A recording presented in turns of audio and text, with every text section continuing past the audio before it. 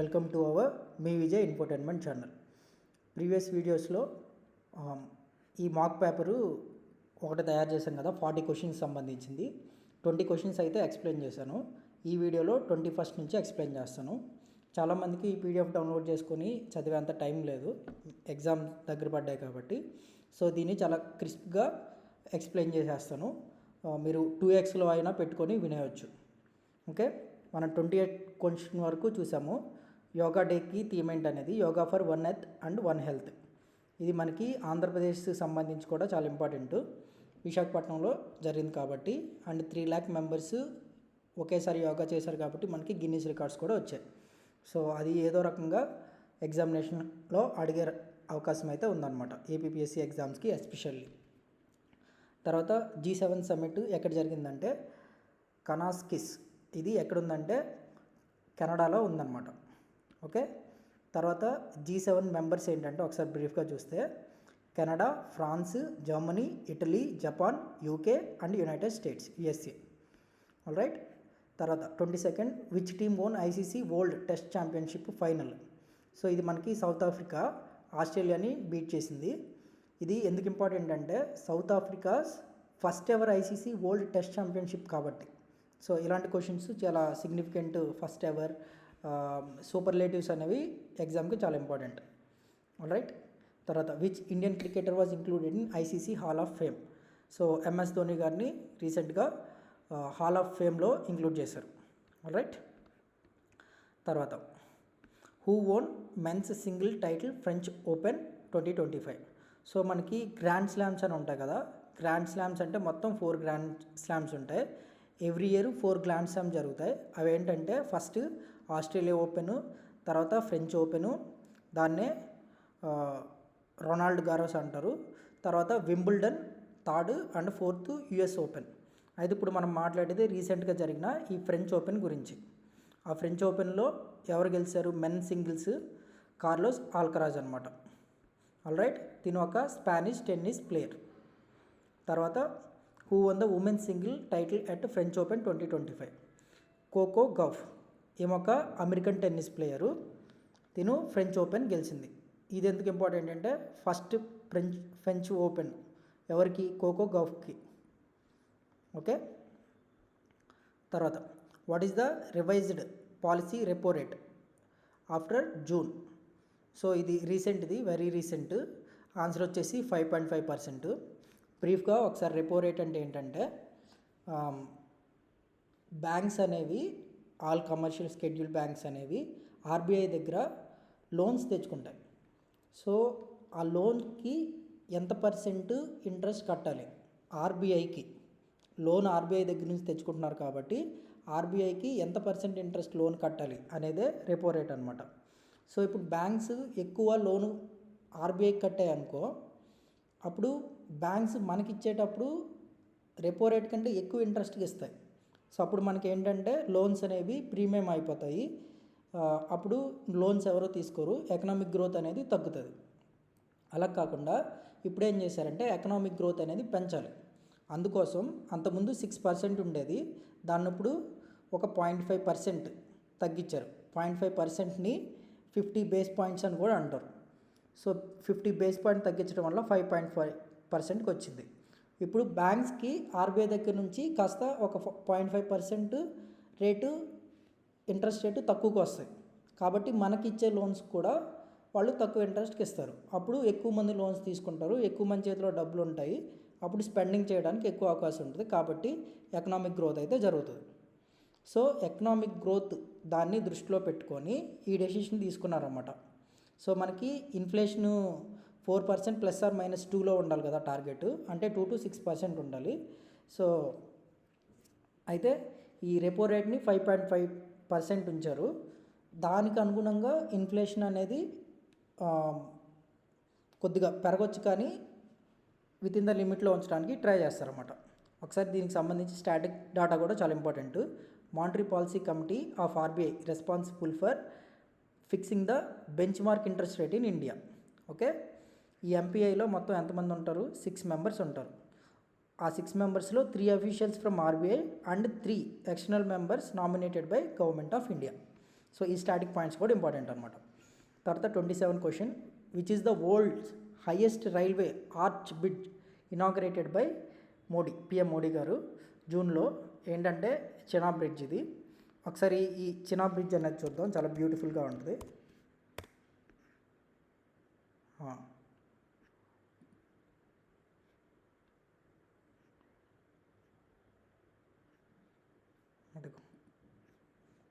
This is Chenab bridge.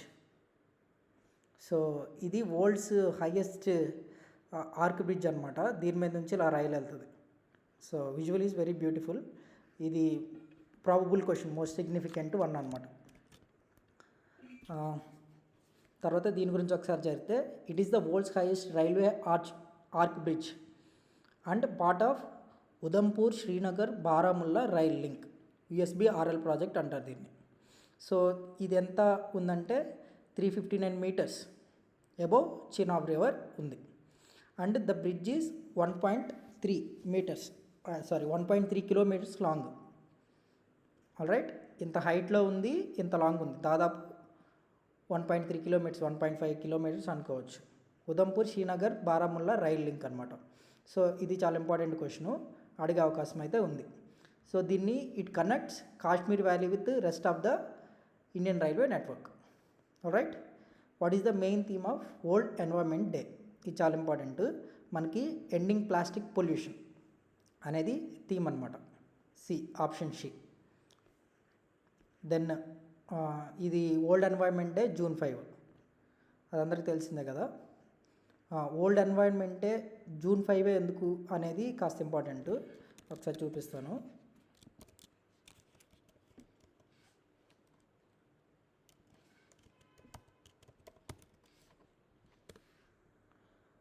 So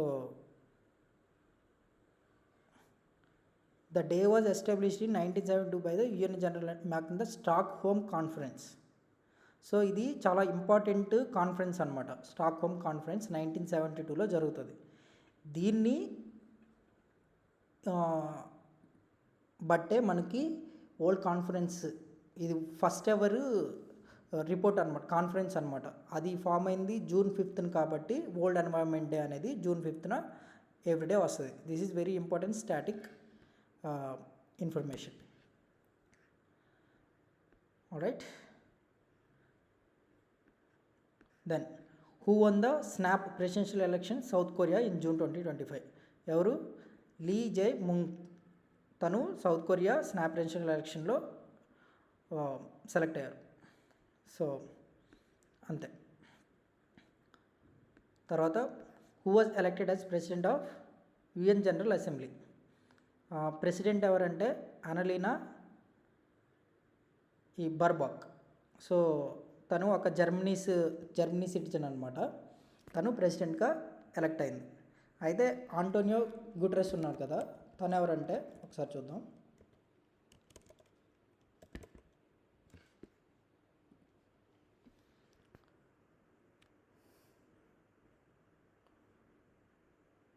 UN general secretary అనమాట ఇతను.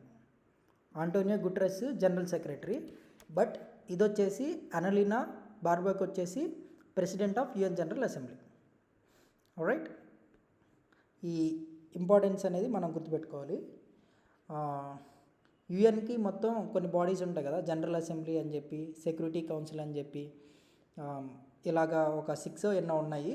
వాటిల్లో జనరల్ అసెంబ్లీ అనేది ఒక వింగ్. ఒకసారి చూద్దాం మనం అది. UN wings. So main bodies వచ్చేసి ఒకటి జనరల్ అసెంబ్లీ, తర్వాత సెక్యూరిటీ కౌన్సిల్, తర్వాత economic and social council, trusteeship council, international court of justice and secretariat. So మనకి ఇప్పుడు UN జనరల్ అసెంబ్లీకి ప్రెసిడెంట్ ఎవరంటే తిను అనలీనా బార్బాక్. అయితే UN జనరల్ అసెంబ్లీ సెక్రటరీ ఎవరంటే Antonio Guterres. Right,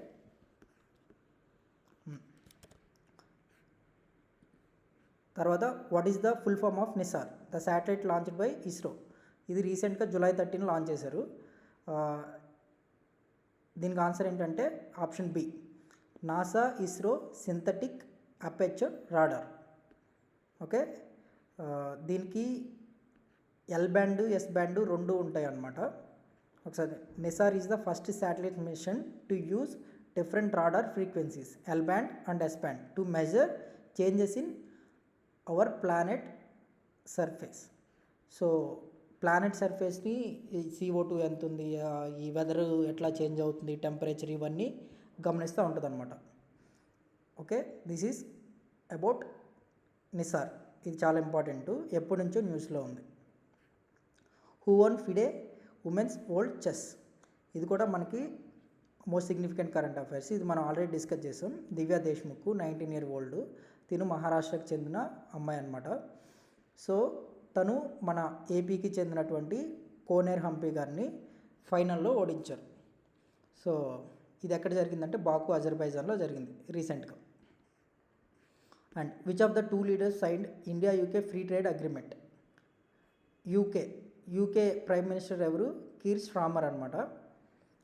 Rishi Sunak తర్వాత తిను కీర్ స్టార్మర్ అయితే వచ్చారు. సో మనకి యూకేకి ఫ్రీ ట్రేడ్ అగ్రిమెంట్ అయితే సైన్ జరిగింది రీసెంట్గా. రైట్, ఒకసారి ఫ్రీ ట్రేడ్ అగ్రిమెంట్ అంటే it is a pact between 2 or more nation to reduce barriers to import and export among them. So మనకి యూకేకి ఏదైతే ఎక్స్పోర్ట్స్ అండ్ ఇంపోర్ట్స్ జరుగుతాయో వాటి మీద రిలాక్సిబుల్ టారిఫ్స్ ఉంటాయి అన్నమాట. సో టారిఫ్స్ తక్కువ ఉంటే ఇంపోర్ట్ కానీ ఎక్స్పోర్ట్ కానీ గూడ్స్ అనేవి చీపర్ అవుతాయి. సో ఎకనామికల్గా రెండు నేషన్స్ ఆర్ ఎన్నైతే ఈ ఫ్రీ ట్రేడ్ అగ్రిమెంట్లో ఉన్నాయో అవన్నీ ప్రాస్పర్ అవుతాయి ఎకనామిక్గా. ఆల్రైట్, తర్వాత who resign as vice president of India in July. ఎవరు? మనకి ఇది అందరికీ తెలిసిందే, జగదీప్ ధన్కర్ గారు అనమాట. ఒకసారి దీనికి స్టాటిక్ మనం చూస్తే vice president ex officio chairman of Rajya Sabha అవుతారు. అయితే రాజ్యసభ చైర్మన్కి ఎలక్షన్ అయితే జరగదు, అది అందరికీ తెలిసిందే. ఎవరైతే వైస్ ప్రెసిడెంటో వాళ్ళు ఎక్స్ అఫీషియో అంటే ఆటోమేటిక్గా రాజ్యసభకి కూడా చైర్మన్ అయిపోతారని అర్థం. మనకి first vice president of India Sarvepalli Radhakrishna గారు. తర్వాత ఈయనే ప్రెసిడెంట్గా అయితే అవుతారనమాట. Vice president of India is the second highest constitutional office in India. ఒకసారి మనం వైస్ ప్రెసిడెంట్ ఆఫ్ ఇండియాకి ఆర్టికల్ ఎంతో చూద్దాం మనం. Vice president of India articles. So ఇది న్యూస్లో ఉంది కాబట్టి ఇంపార్టెంట్ అన్నమాట. 67A అనే ఆర్టికల్ అనేది vice president of India through this article president గారికి రిజిగ్నేషన్ అయితే ఇస్తారనమాట. So currently vice president post అనేది వేకెంట్గా ఉంది. ఆల్రైట్, తర్వాత which city was declared India's cleanest city for the 8th consecutive year in Swachh Survekshan 2024-2025. ఇది ఎప్పటి నుంచో ఇండోర్ అయితే ఉంది. మనకి ఏబిపిఎస్సి ప్రీవియస్ ఎగ్జామ్లో కూడా అడిగారు. మనకి ఏదన్నా తెలియకపోతే క్లీనెస్ట్ సిటీ కింద ఇండోర్ అయితే పెట్టుకోవచ్చు. అయితే వేరే కేటగిరీ కూడా ఉంది. ఆ కేటగిరీలో ఏంటంటే అహ్మదాబాద్ వచ్చింది. ఒకసారి చూద్దాం. అది స్వచ్ఛ సురక్షణ్, ఇది నేను ఆల్రెడీ డిస్కస్ చేశాను. ఇది చూడండి, స్వచ్ఛ లీగ్ సిటీస్ అవేమో మోర్ దెన్ 10 lakhs ఉన్నవి ఈ కేటగిరీలో ఇండోర్ వచ్చింది. స్వచ్ఛ షహర్ ఈ కేటగిరీలో మోర్ దెన్ 10 ఉన్నవి అహ్మదాబాద్ వచ్చింది. ఈ రెండు డిఫరెంట్ కేటగిరీస్ మనం జాగ్రత్తగా గుర్తుపెట్టుకోవాలి. రైట్, తర్వాత who won Wimbledon 2025 men's single title. ఇది జానిక్ సిన్నర్ అయితే గెలిచారు. మనం ఇందాక టెన్నిస్కి సంబంధించే ఫ్రెంచ్ ఓపెన్ చూసాం. ఇదేంటంటే వింబుల్డన్ 1 of the 4 అనమాట. ఇది ఫ్రెంచ్ ఓపెన్ ఇందాక మనం చూసాం కదా. ఇప్పుడు వింబుల్డన్ గురించి మాట్లాడుతున్నాను. వింబుల్డన్లో మెన్ సింగిల్ గెలిచింది ఎవరంటే జానిక్ సిన్నర్. ఓకే, తర్వాత రోజర్ ఫెడరర్కి మోస్ట్ వింబుల్డన్ గెలిచిన టైటిల్స్ అయితే ఉన్నాయన్నమాట. Then who won the Wimbledon ఉమెన్లో ఎవరు గెలిచారంటే ఇగా స్వియాటెక్, తను వింబుల్డన్లో ఉమెన్ సింగిల్ టైటిల్ అయితే గెలిచారు. Right. Which Indian heritage site was inscribed as 44th UNESCO world heritage site in July 2025. ఇది ప్రీవియస్లో నేను పిఐబి నుంచి తీసుకొని చెప్పాను. ఇక్కడ క్వశ్చన్ ఏంటంటే 44th యునెస్కో సైట్ ఏంటి? Maratha military landscape of India. ఇది మనం ఇమేజ్ కూడా చూసాం ప్రీవియస్ వీడియోస్లో. రైట్. అండ్ రీసెంట్గా 43 ఏంటంటే అస్సాం మైదాం కూడా వచ్చింది. అండ్ 42nd వచ్చేసి శాంతి నికేతన్ కూడా ఉంది. ఒకసారి మనం 41 to 44 UNESCO world heritage site చూద్దాం.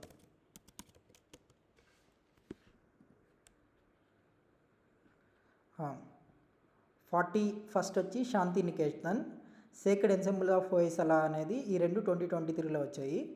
మైదోమ్స్ mound burial system of Ahom dynasty in Assam, ఇదేమో 2024లో వచ్చింది.